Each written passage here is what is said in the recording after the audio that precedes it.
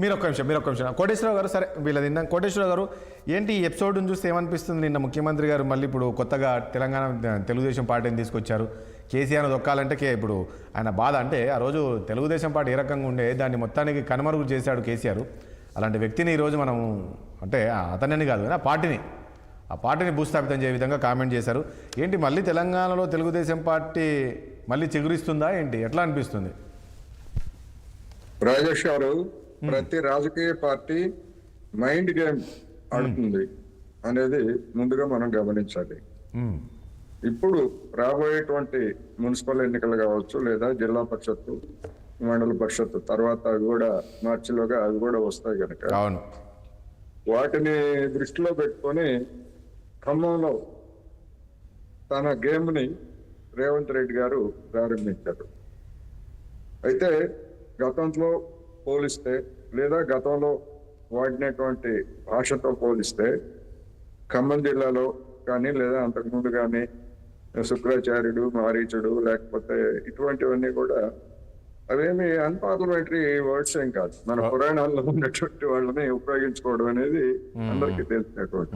అంటే నేను కంపారిజన్ అంతకు ముందు వాడిన భాషతో పోలిస్తే గుడ్డిలో మెల్లలాగా ఇది ఉన్నది అని చెప్పటమే. నేను సమర్థిస్తున్నాను లేకపోతే విమర్శిస్తున్నాను కాదు. రెండోది, తెలుగుదేశం పార్టీ మాట్లాడింది ఎక్కడ? ఖమ్మం జిల్లాలో లేదా నల్గొండ జిల్లాలో కొన్ని ప్రాంతాల్లో ఎవరు అవునన్నా కాదన్నా కొంతమంది తెలుగుదేశం అభిమానులు, కేడరు ఉన్నారు. మొన్న పంచాయతీ ఎన్నికల్లో కూడా అక్కడక్కడ కొంతమంది గెలిచారు. అందువల్ల అక్కడ ఉన్నటువంటి కాంపోజిషన్ లేదా అవన్నీ చూసినప్పుడు సహజంగానే తెలుగుదేశం పార్టీ కేడర్ కి ఇవాళ ఎటు పోవాలో తెలియనటువంటి ఒక రాజకీయ అయోమయం ఉందనేది నేను చెప్పదలుచుకున్నాను. ఎందుకు అంటే ఒకవైపు కేడర్ అభిమానులు ఉన్నారు, కేడర్ కూడా ఉన్నారు.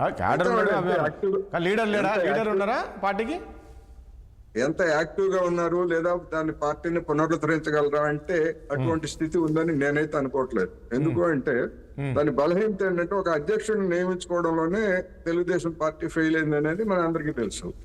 అటువంటి బలహీనమైనటువంటి స్థితిలో ఉన్నటువంటి పార్టీ మళ్ళా పునరుద్ధరణ కావడం అనేటువంటిది దేశ రాజకీయాల్లో ముఖ్యంగా ప్రాంతీయ పార్టీల తీరుతెన్నులు చూసినటువంటి వాళ్ళు ఎవ్వరికి అలాంటి విశ్వాసం కలగదు.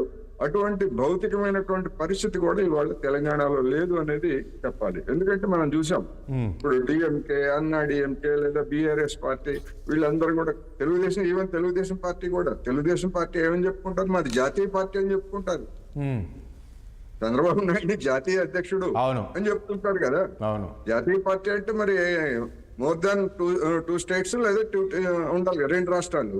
కానీ అన్నా డిఎంకే కావచ్చు లేదా సమాజ్వాదీ పార్టీ కావచ్చు లేదా కర్ణాటకలో ఉన్నటువంటి జేడీఎస్, ఇట్లాంటి ప్రాంతీయ పార్టీలన్నీ కూడా ఆ రాష్ట్రానికి తప్ప వెలుపల ఎక్కడా కూడా ఇంతవరకు పెర్ఫార్మెన్స్ చేసి విజయవంతమైనటువంటి పరిస్థితి లేదు. అందుకని తెలుగుదేశం పరిస్థితి కూడా ఇక్కడ అంతే అనేది నా అభిప్రాయం.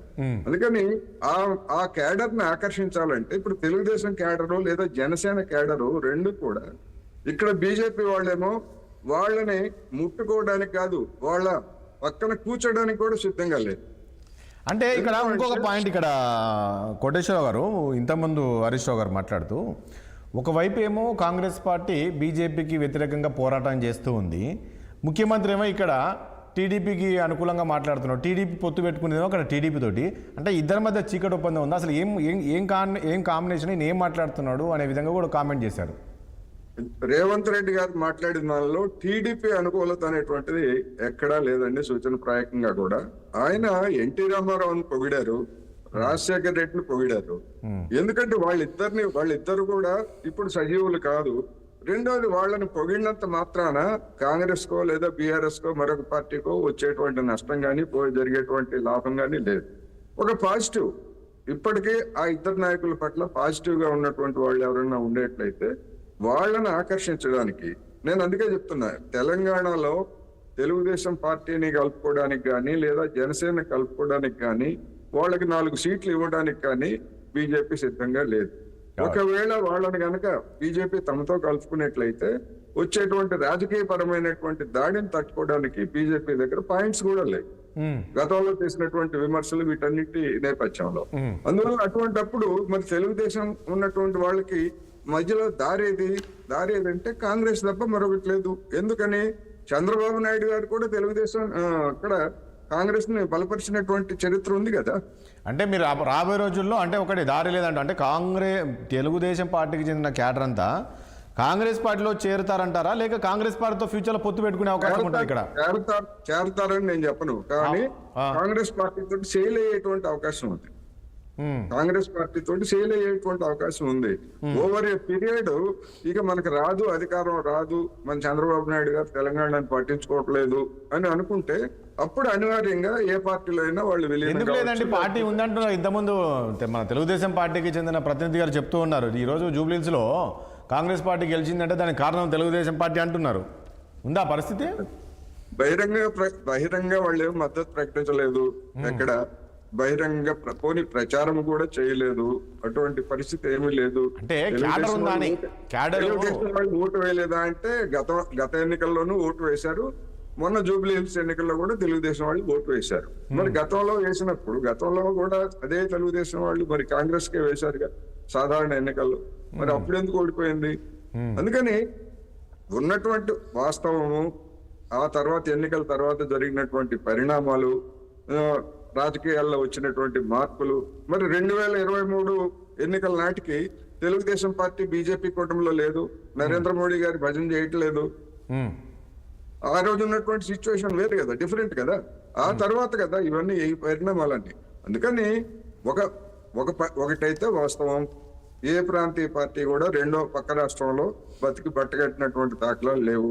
తెలుగుదేశం పార్టీకి ఇక్కడ ఆస్తులు ఉన్నాయి, అపారమైనటువంటి ఆస్తులు ఉన్నాయి, 100 కోట్ల విలువైనటువంటి ఆస్తులు ఉన్నాయి. వాటిని కాపాడుకోవటానికైనా ఏదో ఒక యాక్టివిటీ కొంతమందిని పెట్టుకుంటారు. ఇప్పటి వరకు అయితే జరుగుతున్నటువంటి పరిణామం అదే అనేది నా అభిప్రాయం. ఇక తిరిగి భవిష్యత్తులో మళ్ళా రివైవ్ కావటమంటారా? అటువంటి పరిస్థితులు అయితే లేవు అనేది మాత్రం నేను నా అభిప్రాయం స్పష్టం.